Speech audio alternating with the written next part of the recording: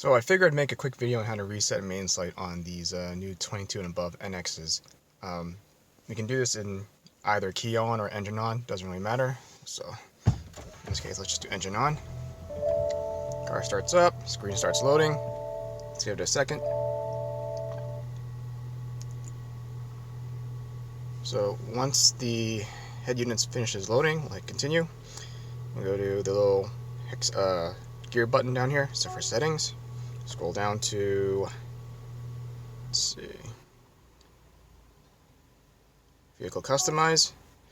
We'll go to utility, scheduled maintenance. Now if you're doing a 5,000 mile service where it's just a tire rotation, you're only going to do scheduled maintenance.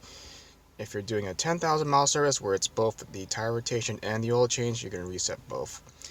But in this case, this vehicle is only here for a 5,000 mile service, so we're going to hit schedule maintenance. We're going to hit reset. And that's it. That's all we were doing.